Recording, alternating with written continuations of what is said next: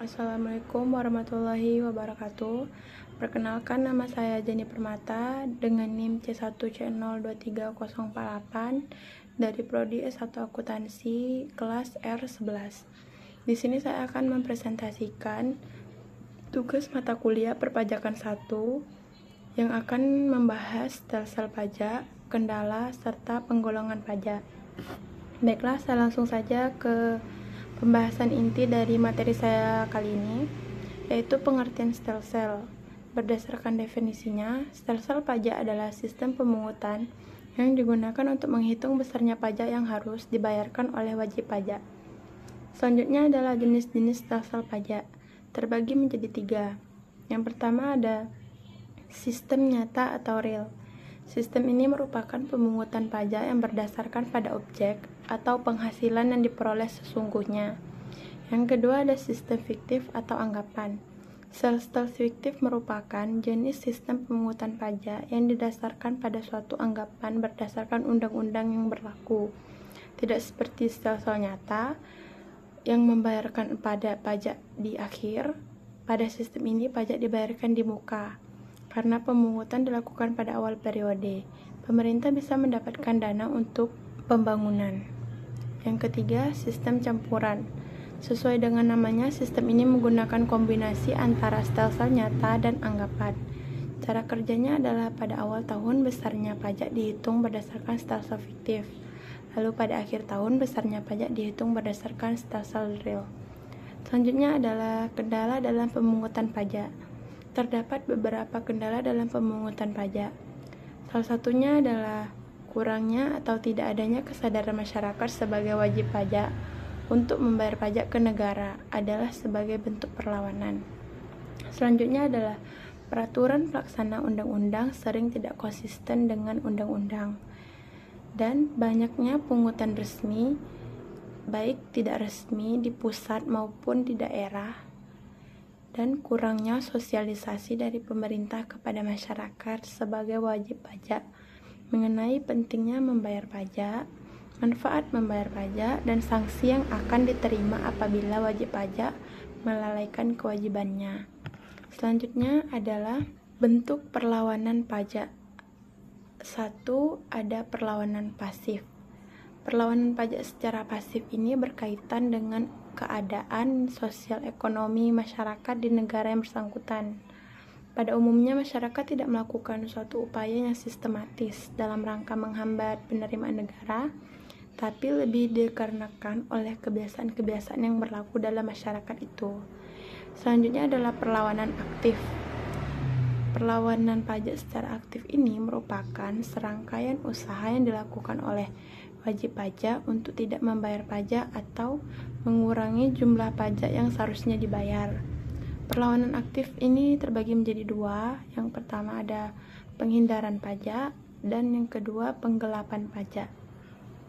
Baik, selanjutnya adalah pihak yang terkait dalam perpajakan. Banyak pihak yang terkait dalam perpajakan.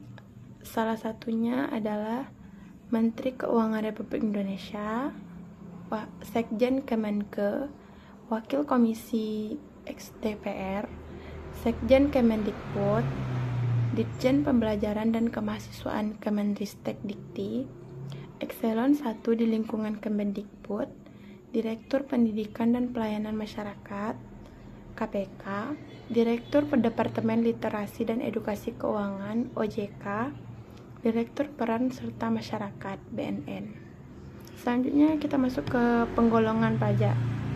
Menurut golongannya, pajak terbagi menjadi 2. Yang pertama adalah pajak langsung. Pajak langsung adalah pajak yang bahannya harus ditanggung sendiri oleh wajib pajak yang bersangkutan dan tidak dapat dialihkan kepada pihak lain, misalnya pajak penghasilan. Sedangkan pajak tidak langsung adalah pajak yang bebannya dapat dialihkan atau digeserkan kepada pihak lain sehingga disebut pajak tidak langsung. Contohnya seperti pajak pertambahan nilai, pajak penjualan atas barang mewah. Selanjutnya ada pajak menurut wewenang pemungut. Terbagi menjadi 2. Yang pertama pajak pusat atau negara. adalah pajak yang wewenang pemungutannya ada pada pemerintah pusat yang pelaksanaannya dilakukan oleh Departemen Keuangan melalui Direktorat Jenderal Pajak. Misal pajak bumi dan bangunan, bea materai, bea perolehan hak atas tanah dan bangunan. Yang kedua ada pajak daerah.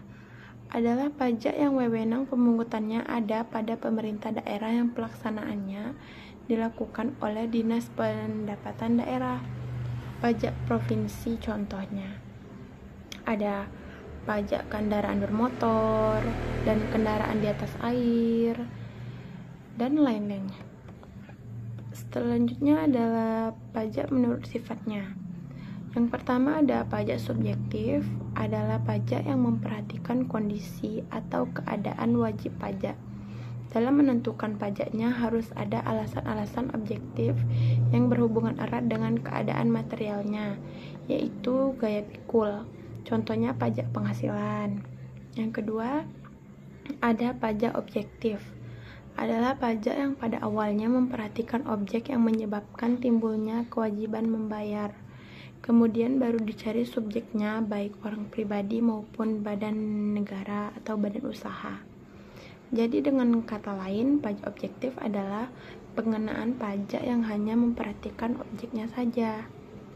Baiklah, sampai di akhir video saya akan menyampaikan kesimpulan dari presentasi saya kali ini, yaitu stelsel pajak merupakan sistem pemungutan pajak yang digunakan untuk menghitung besarnya pajak yang harus dibayarkan oleh para wajib pajak. Pemungutan pajak dapat dilakukan dengan stelsel yang terdiri dari 3 jenis, yaitu stelsel nyata, stelsel anggapan, dan stelsel campuran.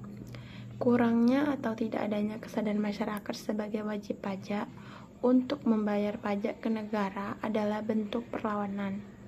Kendala lain adalah seperti lemahnya penegakan hukum, birokrasi yang berbelit-belit, yang seharusnya bila dilakukan dengan baik, tentu membantu dalam mewujudkan good governance dalam bentuk pemerintahan yang bersih dan berwibawa.